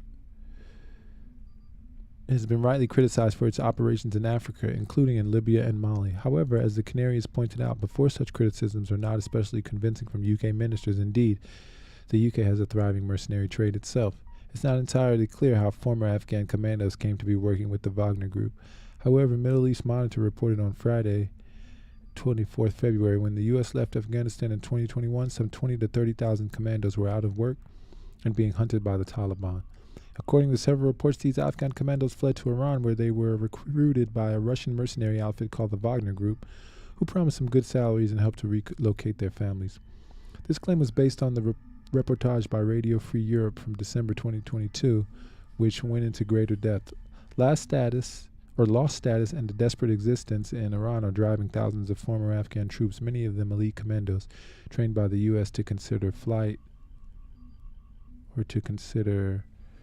fighting as mercenaries in Ukraine and other battlefields. During the fall of Afghanistan, many Afghans, including military personnel, fled to neighboring Iran. This aligns with the Radio Free Europe claim that Afghan soldiers in Iran, who have said they plan to take Wagner up on its recruitment offers, say they were betrayed by the U.S. and the U.S.-backed Afghan governments that they fought for. Many blame them for their current predicament, betrayal and blowback. Not everyone who wanted to get out of Afghanistan in 2021 could. The scenes of chaos at Kabul airport in late summer 2021 will stick in the mind of anyone who spent time in the country. So, they should, despite attempts by the British establishment, press at rewriting the legacy of both the 20-year war and the subsequent defeat. It may be understandable then that those of whom the West trained to fight for it and then left destitute and homeless in neighboring countries might look to Russia as a route of their predicament. With the betrayal comes the blowback. Western-backed and trained Ukrainian soldiers may now face Western-trained Afghans on the front lines of a war in Europe. What must follow is a proper account of how this came to be. Without serious reflection and accountability, we will repeat ourselves again.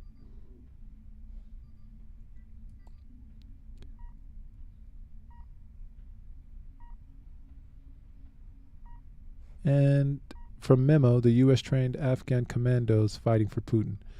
Afghan special forces are being drafted into the Ukraine war to fight alongside Russian mercenaries known as the Wagner Group. Despite the U.S. spending hundreds of billions training up these Afghan commandos, they were left stranded after the 2021 fall of Kabul and will now be taking up arms against U.S. interests, recruited to the front line of Russia's advance across eastern Ukraine.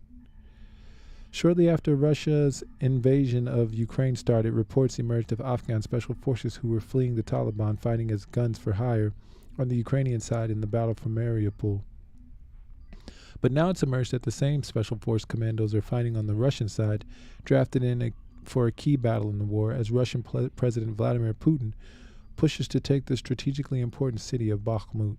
During the Afghan war, American and British forces put a lot of resources into training Afghan special force platoons. Having a competent army to protect the U.S.-installed Afghan government was a key part of the NATO Army's strategy for exiting Afghanistan and keeping the Taliban at bay. The U.S. trained them much better than soldiers in the regular Afghan army, but some of the CIA-trained units had a reputation for carrying out extrajudicial killings and settling personal disputes with impunity. When the U.S. left Afghanistan in 2021, some 20,000 to 30,000 commandos were out of work and being hunted by the Taliban. According to several reports, these Afghan commandos fled to Iran, where they were recruited by a Russian mercenary outfit called the Wagner Group, who promised them good salaries and helped to relocate their families early on in the Ukraine war. Wagner Group-affiliated Telegram channels posted videos of U.S.-brought Afghan army helicopters now being used by the Ukrainian army. But as fighting intensifies in Bakhmut, which has become the front line in Russia's advance, it's the Wagner Group that's drafting in Afghan commandos and putting out recruitment adverts on Telegram. The U.S. military spent hundreds of billions of dollars training the Afghan special forces. They also spent hundreds of billions of dollars training Ukrainian soldiers since 2014 and pouring money into the conflict. And now, just like when U.S.-backed Mujahideen fighters from the Soviets' Afghan invasion had used the U.S.-owned training and weapons to fight against them during the U.S.-Afghan war, it seems like U.S. chickens are coming home to roost once again in Ukraine.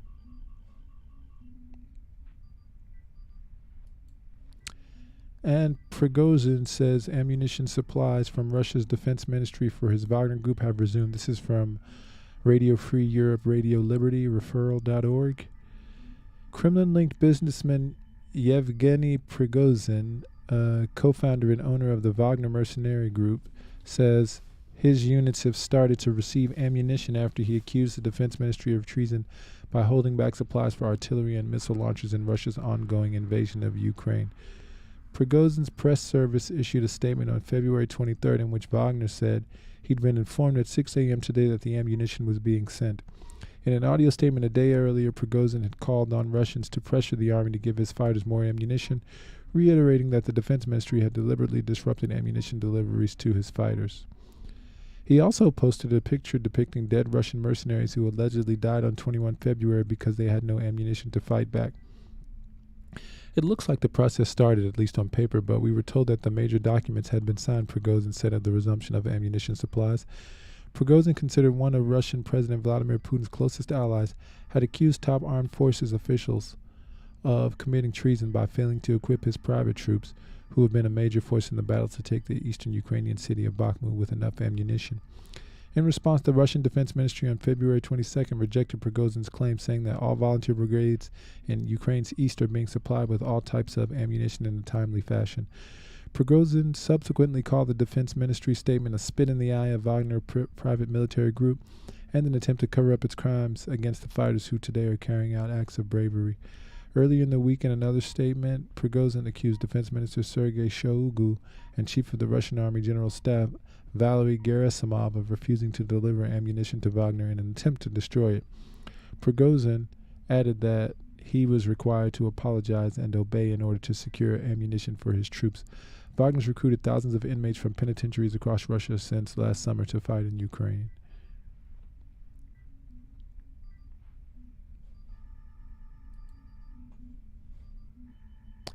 And watch this space, and remember that your engagement by way of a like, a share, and a subscribe will accelerate us at warp speed toward the continuation of our mission to truthfully go where no news will have been going before.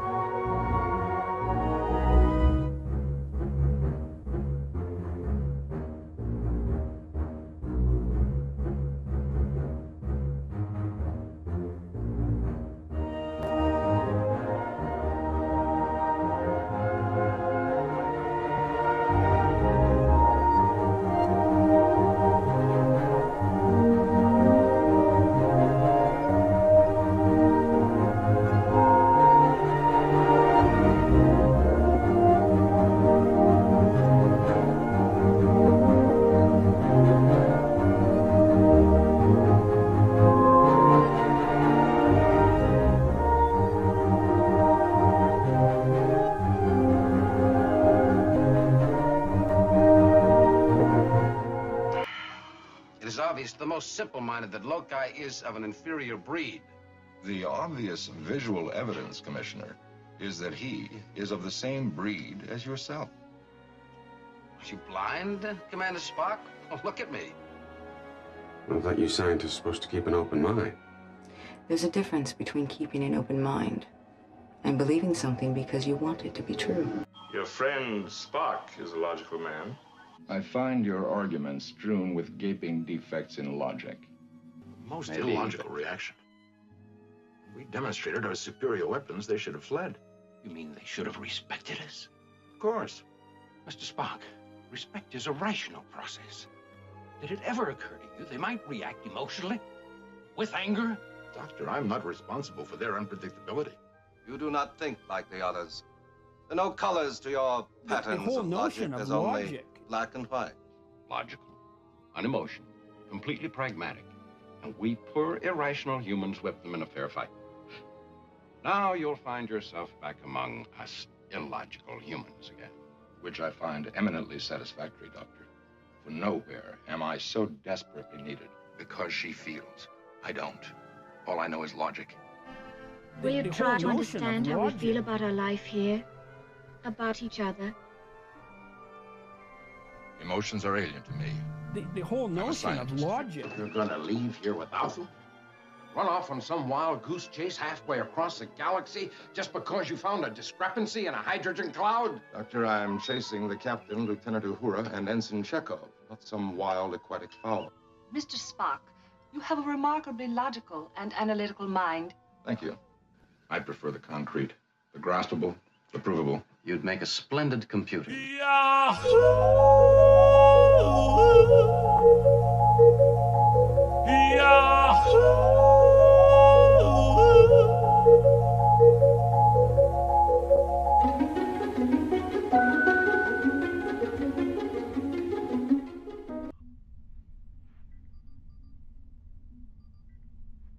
And from PalestineChronicle.com, report increase in number of settlers applying for foreign passports.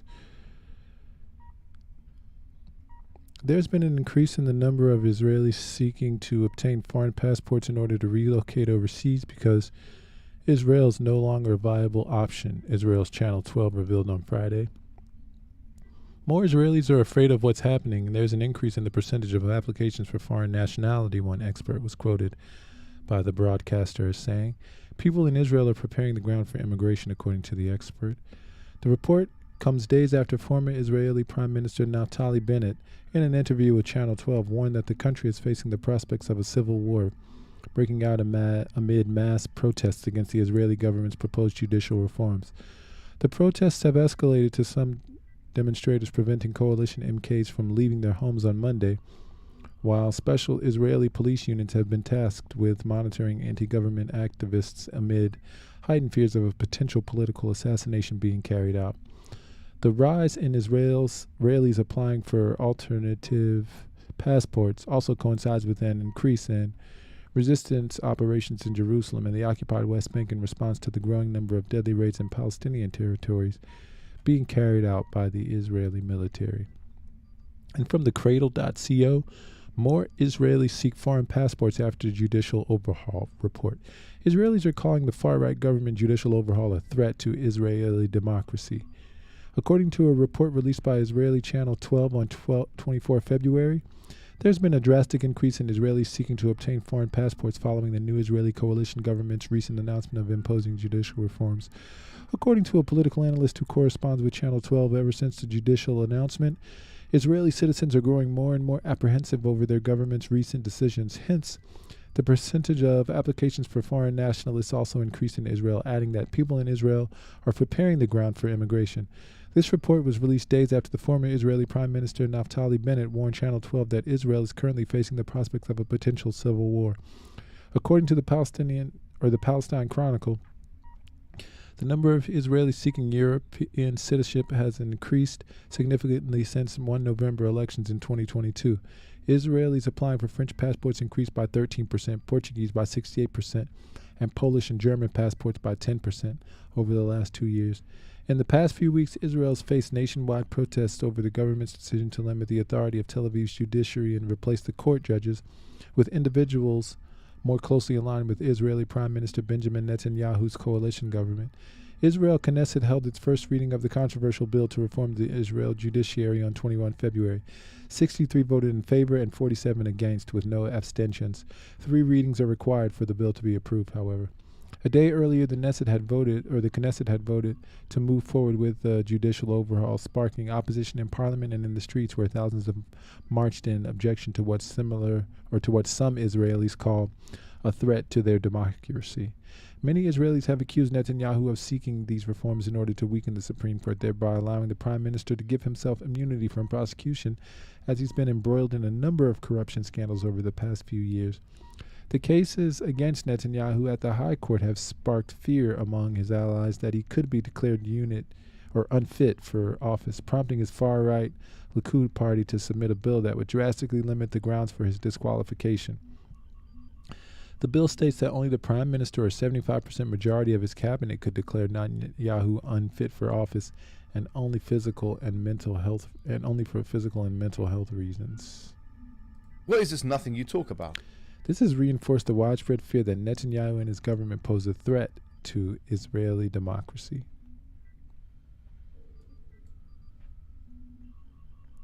An Israeli cabinet approves bill allowing death penalty for Palestinians.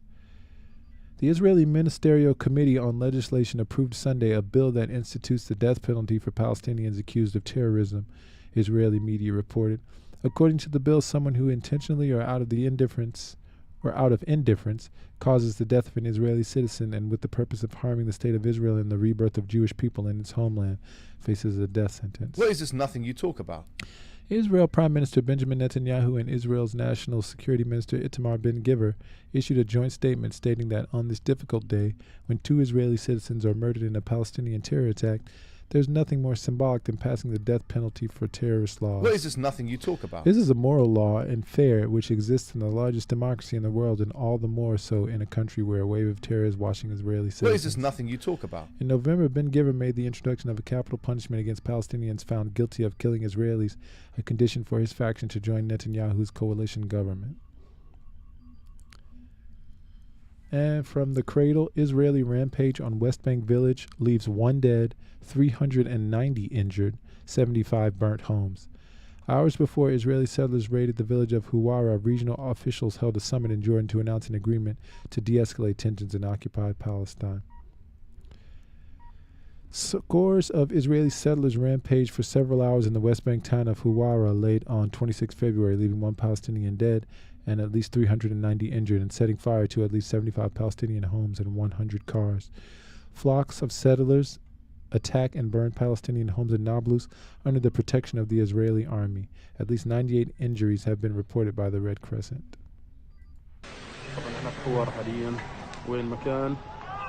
وين مكان نار، وين مكان حرق، وين مكان تدمير، وين مكان تكسير، حرق منازل، حرق محلات الشارع، إطلاق للرصاص الحي.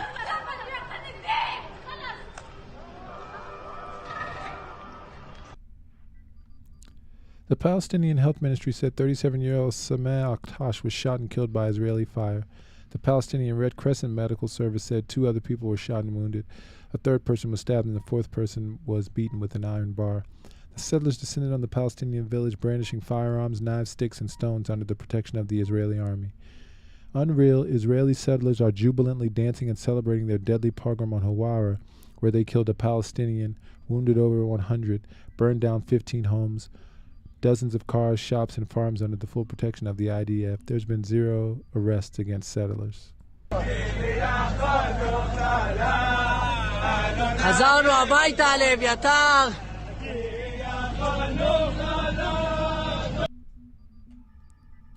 Images posted on social media show settlers killing an entire herd of sheep and uprooting olive trees and other crops from Palestinian farmers. According to Wi-Fi news agency, earlier on Monday, an Israeli settler tried to run over a group of journalists covering the raid in Huwara. The attack on Palestinian village came in response to the killing of 2 Israeli settlers on Highway 60 near Huwara by a Palestinian gunman. Israeli Channel 12 reported that the man intercepted the settler's vehicle by ramming into it, got out, and shot both of them, then escaped by foot. Sunday's violence occurred just as senior officials from Egypt, Israel, Jordan, Palestine, and the U.S. met in the Red Sea resort of Aqaba, where they announced that Tel Aviv and the Palestinian Authority reached an agreement to de-escalate tensions for a period of 3 to 6 months. They reaffirmed the necessity of committing to de-escalation on the ground and to prevent further violence, the Jordanian Foreign Ministry announced in a statement. The statement also claimed Israel agreed to stop discussion of any new settlement units for 4 months and to stop authorization of any outposts for 6 months. What is this nothing you talk about? However, Prime Minister Benjamin Netanyahu swiftly denied the claim, tweeting that the building and authorization in the West Bank will continue according to the original planning and building schedule with no change. Tel Aviv has also tightened its siege on the occupied West Bank city of Nablus, imposing a closure on the checkpoints of Huwara, Awarta, Al-Murabba, Satara, and entrance to Beita. Over the past year, the occupied West Bank has witnessed a severe uptick in violence both from settler assaults and Palestinian retaliatory attacks, in addition to the intense, often violent raids the Israeli army carries out on a nearly daily basis. And from Tasnim News Agency, Hezbollah to remain vigilant, Nasrallah says amid reports of Lebanon-Israel deal. The resistance movement Hezbollah will not recognize any maritime border deal between Lebanon and the Israel regime until it's officially signed, the leader of the group said. The pending hours are fateful as the people of Lebanon are awaiting declaration of an official position on the part of our president and the Zionist enemy. Hezbollah Secretary General Saeed Hassan Nasrallah said on Tuesday, amid reports that Lebanon and Israel have agreed to a draft deal. He said, "We'll remain vigilant until such a deal is finalized," noting a proper deal should meet the Lebanese government's demands. In such case, we would not have any problem with this matter, he said, reminding from the beginning, we said that we stand by the Lebanese administration on this issue. What's of importance to the resistance is for the Lebanon people, or the Lebanese people, to be able to extract oil and gas from Lebanese fields, Nasrallah stated. Also on Tuesday, a senior Hezbollah lawmaker said that Lebanon's firm position on the resistance movement's efforts had helped the country safeguard its maritime rights and indirect talks with the Israeli regime and eventually forced the Zionist enemy to retreat. Had it not been for the resistance force that frightened the enemy, we would not have been able to retrieve and maintain our rights, Hussein al-Jishi said. Lebanon President Michael Aoun, meanwhile, said in a tweet that the final version of the offer is satisfactory for Lebanon and answers its demands and preserves its rights to its natural wealth. Various Israeli media outlets have also said that the agreement amounted to a great victory for Hezbollah. Okay, I'm going to open a channel here. And remember, your engagement through a like, share, and or a subscribe will propel us at warp speed towards the continuation of our mission to truthfully go where no news will have been going before. Beam me up, Mr. Spark. Beam me up. Lock on transporters. Beam us up. Beam us up. Quickly. Beam us up home. Beam us up. Prepare to beam us up, Mr. Scott. Beam us up, Mr. Scott. Prepare to beam us up. Mr. Scott, prepare to beam us up. Have Scotty beam us up. Beam us up. Beam us up. Scotty, beam us up fast. Stand by to beam us up. Scotty, beam me up. Beam me up. Beam us up now! Stand by to beam us up. No need to beam me up, sir. The situation is under control.